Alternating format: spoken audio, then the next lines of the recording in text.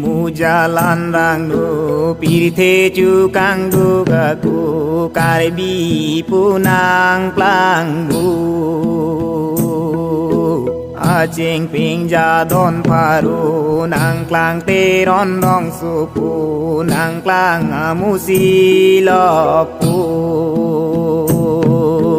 bir the chu kang du ga ku kar bi nim ro kom ki chu dam ku nga theng sak pa pu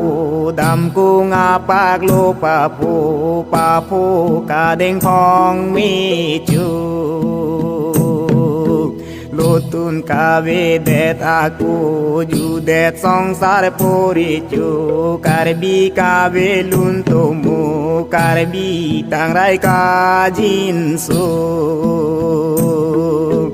Pumarang sinasar pu toy non mirjeng musu su karbi kawe luntumu karbi thanon luntemu Bin khát rang si na sar pu nang tum sing mi di jeng re chu pen long mi di jeng re chu nang tum min dar lu nang pu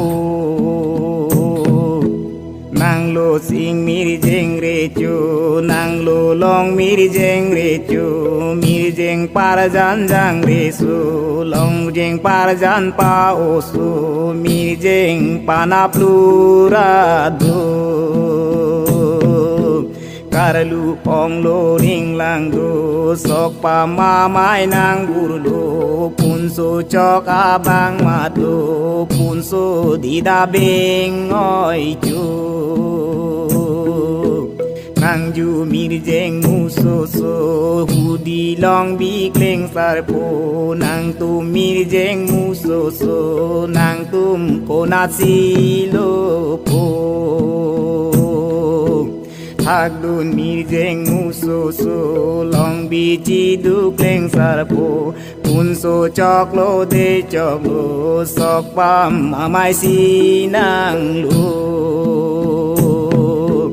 Sok pam amai nang dun po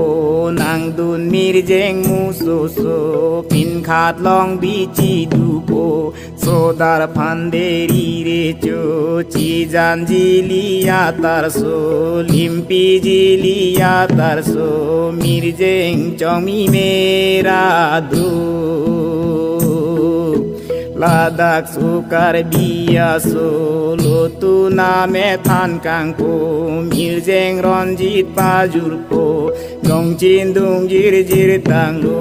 lo tu na met nang po An si lun kan na rong du ju kang mir jeng mu so mo pir the long de ing tang po Karbi lu nang thun do po long bi chi du kleng sar po lu tu na guru man po ju kang mi jeng mu so mi jeng bang sing ring thot chi lo